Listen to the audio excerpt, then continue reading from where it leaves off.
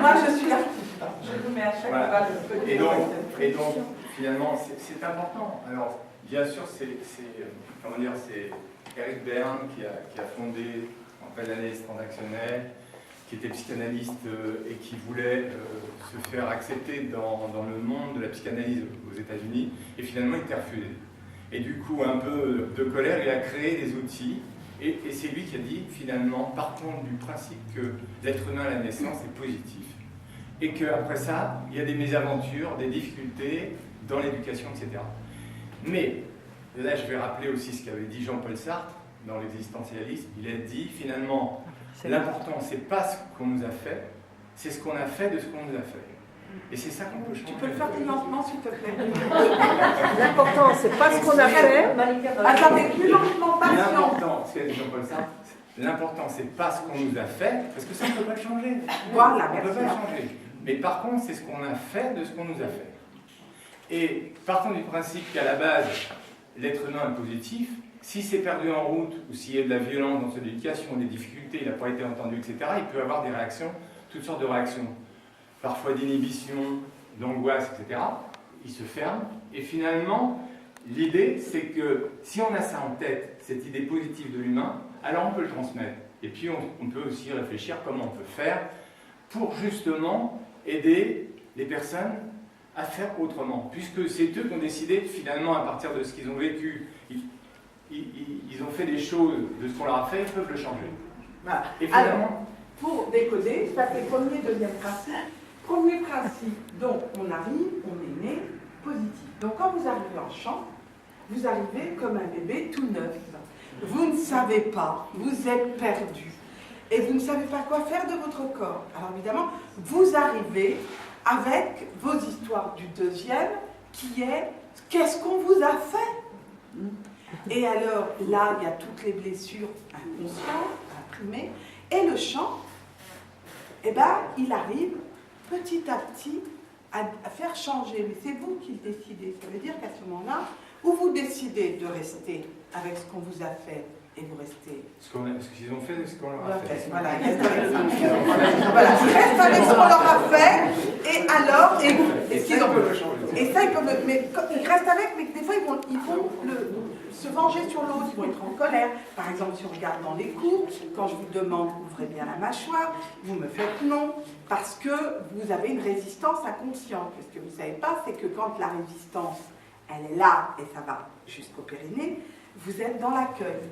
Vous êtes dans l'amour, dans les choses simples. Mais quand vous resserrez là, vous avez toutes vos colères, vos haines, tout ce que vous ne pouvez pas dire, ou tout ce que vous avez pu. Et c'est inconscient. Et là, le chant, qu'est-ce qu'il dit? Ben non, je veux chanter, je veux être libre, je veux retrouver mon état de liberté. Je continue? Finalement, le chant a quelque chose de très particulier. Le chant a quelque chose de très particulier, c'est à voir avec le ressenti. Et quand on est dans le ressenti, on est avec la partie enfant en nous. Et on peut descendre dans cette partie enfant, plus on est en contact, y compris avec le bébé, c'est ce que dit Malika. Il faut retrouver cette partie-là de nous-mêmes qu'on a perdue dans l'éducation parce qu'on n'avait pas le droit de ceci, pas le droit de cela. Il fallait faire ceci, il fallait faire cela. Et du coup, on s'est perdu. C'est l'histoire de retrouver cette partie très importante de nous. Et cette partie importante, le bébé en nous, c'est notre puissance en fait. Et c'est celle qui s'exprime avec le chant. Voilà, et celle-ci, elle est libre, elle est puissante. C'est celle-ci qui va aider à vous reconstruire avec l'adulte. Et c'est pour ça que vous avez une transformation dans le chant. Parce que tout d'un coup, il y a la créativité sur cet enfant libre. C'est lui qui trouve les solutions. C'est lui. Chaque fois que vous lui tapez dessus, qu'est-ce qu'il fait? Il se barre. Il dit, non, moi je ne veux plus me présenter. C'est vrai, c'est trop douloureux. Donc dans le chant, on touche cette zone-là. C'est bon, non, j'arrête. Moi je fais les décodages. Alors ça, c'est le premier principe très important, mais il y en a 4. Le deuxième principe, c'est que, en fait, on a besoin de développer la capacité à être seul. On retrouve ça dans le chant, c'est-à-dire si on veut tenir sa ligne musicale et pas essayer de s'accrocher aux autres, on a besoin de développer cette capacité à être seul, assumer justement sa voix, ce travail, et de pouvoir tenir sa ligne musicale, même si les autres chantent complètement autre chose. Mais pour pour développer la capacité à être seul, à s'assumer seul, on a besoin d'être au minimum 2. Ça commence, pour le bébé, avec la mère. Le bébé, il explore la vie tout seul, tout de suite, il cavale, etc. Et dès qu'il est devant quelque chose qui lui fait peur, il y a la mère qui est là, qui dit « ouais, ça va, etc., tout va bien, etc. » À peine il est rassuré, il repart. Et finalement, c'est ça qu'on fait dans le champ. On explore son corps, etc. Et on a besoin d'être pas seulement tout seul. Alors, pour décoder ces 2 trucs-là, puisque c'est un truc du chant, pour ceux qui ont fait l'expérience à l'Opéra de Paris, qui se sont retrouvés avec les écouteurs, les chantiers tous, les 4, vous aviez des moments de solitude. Là, il n'y avait plus personne pour vous sauver la mise, et là, chacun devait. Donc, si on regarde bien, et puis même dans les cours, qui parlent de la solitude, c'est que quand on est seul, ça veut dire la partie du bébé en nous, c'est-à-dire celle que vous laissez s'exprimer, elle a besoin de l'adulte. Ça veut dire que l'adulte peut prendre le rôle de maman. C'est-à-dire qu'il peut vous consoler. Mais en attendant de faire la consolation, vous ne l'avez pas. Donc, comment je fais? Ben, quand je vous donne des cours de chant et que je vous donne la possibilité d'explorer, d'aller chercher et de vous tromper, vous vous dites, ah ben, elle ne me dispute pas. Donc, vous avez un rapport avec moi qui est réparateur. C'est-à-dire, vous savez que je ne vais pas vous dire que c'est pas bien. Au contraire, je vais vous pousser à explorer. Donc, du coup, qu'est-ce que vous faites? Eh bien, vous allez explorer. Et là, vous reconstruisez votre liberté. Et après, à un moment, vous n'avez plus besoin de moi. C'est ça, c'est le processus. Donc, ce deuxième principe philosophique, c'est que l'être humain a besoin de liens, d'attachement, pour avoir une base de sécurité. C'est un psychanalyste qui s'appelle Bowlby, anglais, qui a travaillé pas mal avec des problèmes de militaires revenant de la guerre, etc. Et qui s'est rendu compte que finalement, ce qui permettait de retrouver une base sécure, c'est la relation, une relation de confiance, une relation sur lesquelles, des personnes sur lesquelles on peut s'appuyer. Et ce lien, cette relation, finalement, c'est ça qui crée cette base sécure. Et à partir de cette base sécure, on peut explorer le monde, on peut explorer la vie. Voilà. Et si on a un problème, on peut revenir. On n'arrête pas de faire des allers-retours quand on apprend à chanter. Voilà, et qui dit par rapport à John Bowlby, tu as raison, tu vas revenir dessus. C'est très intéressant parce que moi je l'ai lu aussi, par hasard. Hein. Je ne savais pas que je créais ce lien en travaillant. C'est dans l'univers de la pédagogie, parce que je suis beaucoup intéressée sur le fait que la personne soit autonome, libre, et qu'elle puisse pouvoir faire ce qu'elle veut, qu'il n'y ait pas d'emprise. On a besoin de l'autre à condition qu'il n'y ait pas d'histoire de pouvoir, que ce soit nourricier. Et John Bowlby dit que quand il y a de la bienveillance, et là on retrouve un peu comme dans les dialogues, je trouve ça dans les dialogues en humanité, chaque fois qu'on a de la bienveillance dans la pédagogie, dans l'accompagner, alors les personnes peuvent changer, il y a une transformation. Ce qui est dur dans le chant, c'est que souvent on se juge. C'est pas évident. Pourquoi? Parce que une personne de confiance, digne de confiance, c'est pas évident d'être digne de confiance pour d'autres gens. Il y a des gens qui manipulent, qui pensent à eux, à leurs besoins, etc. On ne peut pas s'appuyer sur ces gens-là. Donc c'est aussi toute une réflexion sur, voilà, qu'est-ce que c'est qu'être une personne de confiance pour que les gens puissent s'appuyer et puissent construire une base sécure. On voit bien, après tout un travail, vous arrivez sur scène, finalement vous n'avez plus trop la troupe du public, parce que finalement, vous avez la sécurité pour pouvoir le faire. Voilà, oui, alors ce que je voulais dire sur la feuille, qui parle de la base sécure, moi ce que je veux dire c'est qu'il y a une réparation, il y a une transformation. Le fait que vous chantiez, vous preniez des cours, vous explorez votre corps. Je vous donne la permission et je vous montre que votre richesse, elle est à l'intérieur de vous. On est d'accord, hein, à l'intérieur. Que chaque fois que vous apprenez en vous trompant avec ces phases d'exploration, le fait que je vous valorise dans l'erreur et de recontinuer, de recommencer, alors à ce moment-là, il y a un lien affectif inconsciemment parce qu'on sent que la personne n'est pas en train de prendre le pouvoir, mais qu'elle a envie de nous accompagner dans la liberté et de pouvoir faire les choses. Puisque l'objectif, c'est que quand même, quand vous vous retrouvez sur scène, moi je ne suis plus avec vous. Vous êtes avec vous-même. Et donc, ce moment de vérité, il est face. Il y a la solitude, c'est pour ça que je dis ça. Et comme le corps, alors, c'est intéressant, on parle de la solitude. Il a oublié de dire un truc qui est très très important. On a parlé du souffle. En fait, on a dans notre société une difficulté à être seul. Ce qu'on ne sait pas, c'est que quand on respire, on n'est plus seul. Et quand on chante, on est dans la respiration, on est avec soi, on est à l'intérieur de soi. Et à ce moment-là, ce qui se passe au niveau non-verbal dans la respiration, il y a quelque chose qui lave ou qui nettoie le corps, on ne peut pas expliquer physiologiquement, mais il y a un truc qui se passe qui fait qu'il y a une espèce de bienveillance avec soi-même. Vous voyez bien que quand vous êtes content, que vous avez réussi à chanter super bien et que vous êtes bien dans votre respiration, vous n'avez plus l'impression d'être seul. La solitude ne fait plus peur. Dans la société, on nous fait peur. On nous dit que la solitude, c'est associé à l'abandon, au rejet. C'est pas ça. Et c'est là où intervient le travail de John Bowlby et de Winnicott qui parlent la maman suffisamment bonne. Et en fait, on doit apprendre à être beau avec soi-même. J'ai fait un rêve que j'ai beaucoup aimé, qui m'a fait rire. On m'a demandé, dans mon rêve, on me disait quelle est la femme rêvée que tu voudrais dans ta vie? La femme de tes rêves. J'ai dit une bonne maman. Ça m'a fait rire. Et je me suis dit, mais oui, c'est-à-dire qu'on dans notre vie, tout le monde recherche à l'intérieur une bonne maman. Donc ça veut dire qu'on doit la construire. Mais on peut la trouver chez les uns et les autres à un moment donné dans notre vie. Et là, c'est avec le lien. Voilà. D'accord. Donc on arrive au troisième principe philosophique. C'est que pour savoir qui on est, on a besoin de se voir. Et pour se voir, on a besoin du regard des autres. En fait, ça commence quand on est tout petit. Et en fait, le bébé, il se voit dans le regard de la mère. C'est pas le miroir, hein, comme ça. Et puis finalement, quand on grandit, on a besoin pour se construire du regard des autres.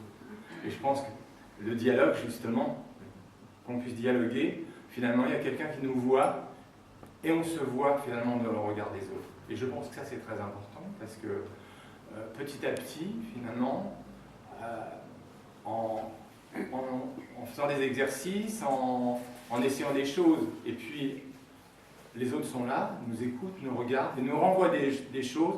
Finalement, c'est comme ça qu'on se construit. Alors, pour alimenter ce que tu dis, par exemple, vous, sur les ateliers que vous avez expérimentés, je vous fais participer parce que c'est important, même pour ceux qui ne le font pas, le fait que quand vous chantez, vous vous souvenez, je vous ai dit, chaque voix est singulière.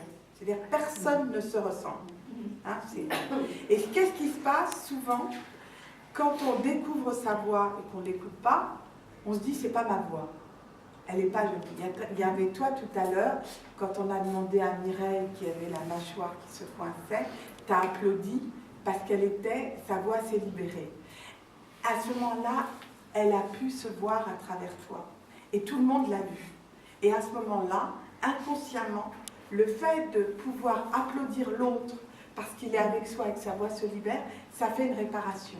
Et si vous regardez bien dans le travail que je fais avec vous, je suis en permanence là-dedans, sur que chacun accepte son timbre de voix, se libère, même si elle est moche. Et à chaque fois, je dis, c'est dans la laideur qu'il y a la beauté. Mais c'est dans la laideur, pour qui? Pour qui? Pour Par qui? rapport à quel critère? Par rapport à qui? Et ça, c'est pour ça que c'est important d'accepter que la voix est un diamant brut, qui n'est pas taillé et qui se taille au fur et à mesure, parce que c'est vous qui faites quelque chose. Et c'est comme le bébé, quand vous accueillez le bébé à la naissance, il fait caca, il fait pipi, il n'est pas propre. Hein, mais alors qu'est-ce qu'il a? Et il apprend. Et vous lui dites pas, t'es laid, t'es moche et tu pues. Vous lui dites pas ça. Comme quoi les choses essentielles de la vie nous reviennent dans l'art. Et c'est pour ça que ça transcende, c'est pour ça qu'elle est transformateur. Je vais rajouter des choses. Voilà, c'était pour le regard. D'accepter, donc effectivement, quand vos voix sont laides, chaque fois que, en fait, c'est votre jugement. Moi, souvent, je vous dis que c'est laid. Je le fais exprès, parce que j'entends le canard. Et tout d'un coup, quand vous ouvrez votre bec, comme a Mireille tout à l'heure, c'était super beau. Voilà. Donc, c'est pas moi. Voilà. C'est une horreur. C'est pas le tu voulais dire. Les palmes, oui, par exemple. Ou alors, comme il y en a qui font semblant de chanter ou qui font sortir un petit peu des doigts parce qu'ils ont peur. Alors bon, on voit bien que ce qu'on a fait de ce qu'on nous a fait, c'est pas évident à chanter. Et qu'il y a des tas de blocages, des choses on se retient finalement. On se retient et on imagine que les autres vont nous juger. Mais finalement, on se juge tout seul. Et on va imaginer que les autres vont nous juger. Et du coup, qu'est-ce qu'on fait? On reste coincé. Donc, qu'est-ce que les autres voient? Pas grand-chose. Et du coup, on ne sait pas qui on est. Donc, c'est aussi le pari de se montrer beaucoup plus, de prendre des risques, de se montrer plus. Et en se montrant plus, en explorant, en expérimentant, tant pis. Ça fait un peu peur, ça fait peur. Mais du coup, on se construit. Et à ce moment-là, on nous voit et on peut se construire d'autant plus. Alors, justement, on parlait des émotions, parce qu'il parlait de la peur. Souvent, la peur est associée comme quelque chose de paralysant. Dans le chant, il n'est pas associé à quelque chose de paralysant, il est associé sur, par exemple, on ne traverse pas au feu vert, quand le feu est de la voiture. Hein. Quand on voit que la voiture, elle passe au feu vert, nous, on attend le feu rouge. Donc, on attend. Donc au feu vert, on attend qu'il n'y ait plus de danger. Le chant, c'est pareil. On attend d'avoir rassemblé toutes les informations pour être en sécurité. Et si on regarde bien, la peur, c'est quelque chose aussi de primal, de primaire, de la survie. Et quand on regarde le chant, ça touche tout le côté primaire. C'est pour ça qu'on parle que c'est non-verbal et que c'est comportemental, c'est-à-dire au niveau sensoriel. C'est-à-dire le goût, l'odorat, la vue, l'ouïe, le toucher, on est là-dedans avec le chant. Puis après, il y a les émotions, qui est la peur. Et on part dans l'énergie, une fois qu'on est sûr, on est décidé. On a dit, bon, c'est bon. Et là, on utilise l'énergie de la colère, qui est l'action, décision, l'affirmation. On utilise souvent les émotions dans la société comme quelque chose de négatif, pas comme quelque chose d'un navigateur qui va être un peu comme un animal, qui nous permet de savoir si... Par exemple, vous savez, il y a des gens qui vont vous regarder dans les yeux, puis qui vont lui dire « Je t'aime beaucoup, toi. » L'intonation. L'intonation. Là, tu te dis « Attends, je suis malade. Ça va pas, là. » Et combien de fois on voit des comportements négatifs, c'est-à-dire des choses contradictoires, ou alors de dire « Oh, mais vous savez... je pense que vous êtes quelqu'un de très bien, vraiment très très bien. » Alors, c'est là, mais elle est pas là. On sent aussi encore que tout est là. Et dans le chant, tout est là, en bas, le seuil de sécurité. Et ensuite, il y a là, un peu comme une cathédrale. En fait, on est un peu comme une grande cathédrale. Et ça, si on arrive à voir notre être comme quelque chose, comme ça, c'est extraordinaire. Et c'est pour ça que c'est de la transformation, le chant. Et c'est pour ça qu'on a travaillé pendant des années avec Christian de réfléchir comment on pouvait faire avancer les choses. Moi, je suis celle qui vous fait essayer, explorer. Et après, j'essaye de voir comment on peut le mettre en écrit. Et avec Christian, on échange. Parce que des fois, quand on est la tête dans le guidon, on ne voit pas toujours les choses. On a besoin aussi de quelqu'un qui soit... on a besoin de l'autre. Tiens, vas-y, tu peux continuer. Et voilà. Bon. Donc, on va aborder le quatrième principe philosophique, qui s'appuie d'ailleurs sur le deuxième, qui est on a besoin de liens, d'attachement, etc. Et de sécurité. Sauf que, il y a des choses qu'on a fait de ce qu'on nous a fait, qui sont difficiles à vivre. Et on peut avoir de l'agressivité, de la colère, de la rage, on peut avoir toutes sortes de réactions émotionnelles finalement. Et le problème, c'est que l'être humain, il a trois systèmes, comment dire, de survie. Soit il attaque, soit il fuit, soit il se fige. Le problème, c'est quand on a en face de nous quelqu'un d'agressif, on peut utiliser nos mécanismes de survie. C'est-à-dire, on va fuir, ou alors on attaque, ça va pas, ta gueule, etc. Bon. Ou alors on se fige et puis on n'y peut rien, quoi. Et en fait, du coup, on coupe le lien. Et en fait, on a tout un boulot à faire pour prendre conscience de nos mécanismes de survie, qu'on peut attaquer, qu'on peut fuir, ou qu'on peut se figer. Mais que si on fait ça, on va couper le lien. Donc, on a à apprendre à supporter finalement l'agressivité, la colère, la rage des uns et des autres, les critiques des fois qui sont dures et agressives, qui nous remettent en cause, accepter de se remettre en cause et ne pas mettre en œuvre nos mécanismes de survie. C'est pas simple. On le vit avec les enfants, d'accord? Donc, c'est la même chose avec les enfants. Mais finalement, les adultes, c'est des grands enfants. Et donc, c'est très important d'avoir conscience qu'on peut faire ça. Et ça, c'est intéressant ce que tu dis. Quand on a travaillé beaucoup, on s'est rendu compte, l'énergie, elle est dans l'agressivité, elle est dans l'action-décision. Souvent, ce qu'on a vu, la mâchoire, j'avais parlé tout à l'heure, c'est là qu'est la colère, qu'est la rage, on a besoin. Combien de fois je vous ai fait travailler pour certains d'exprimer votre colère, soit vis-à-vis de moi, bien que je sais que ce n'était pas là contre moi, pour sortir l'énergie.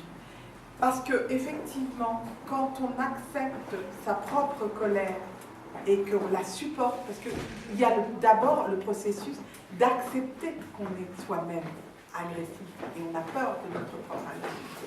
Et c'est ça qui nous empêche de chanter correctement, puisque quand on chante sans micro. Et vous avez fait l'expérience, il faut de l'énergie. Et là, il faut de l'agressivité. Donc quand on a peur, on retrouve, quand on est figé, il faut la colère, il faut supporter, il faut affronter. C'est-à-dire qu'on passe notre temps à affronter tous nos états d'âme. Alors là, il dit, c'est le summum quand on arrive, on est capable d'encaisser les critiques, les machins, c'est très difficile, Non mais attends, mais attends, il faut déjà accepter. Ce qui ne fait pas, c'est qu'effectivement, vous ne les acceptez pas, parce que vous-même, quand vous vous entendez chanter, qu'est-ce que vous pensez? Vous dites, je suis nul, c'est pas bien ce que je fais.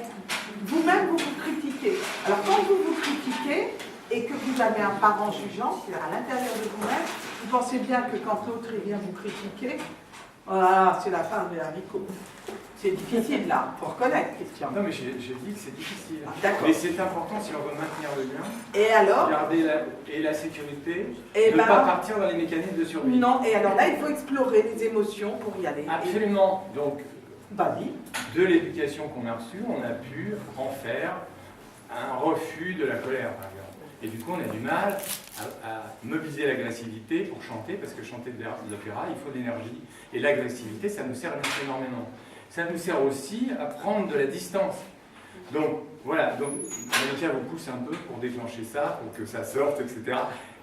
Et l'idée, c'est de rester tranquille avec ça. Voilà. Alors, si on faisait l'expérience, là, tout le monde dans la salle, vous êtes tous en train de m'écouter et d'écouter Christian. Il y en a plein qui ont la bouche fermée. Je peux vous assurer que la bouche fermée, c'est la résistance. Vous faites ça, restez légèrement avec la bouche ouverte. Vous allez voir que vous allez sentir l'air qui descend doucement jusqu'au bas du ventre, au périnée. Faites-le et laissez l'air venir. Vous allez sentir que le dos se détend et vous allez sentir que vous êtes bien avec vous-même. Et que vous accueillez les choses sans distance. Et il y a une espèce de, comment dire, de bienveillance vis-à-vis de soi-même. Ça, c'est difficile.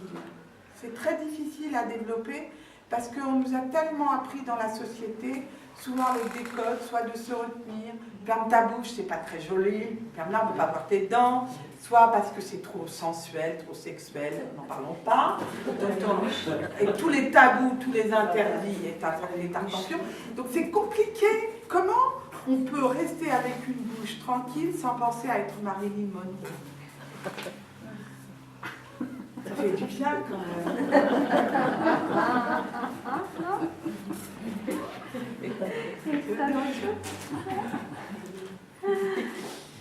Donc voilà.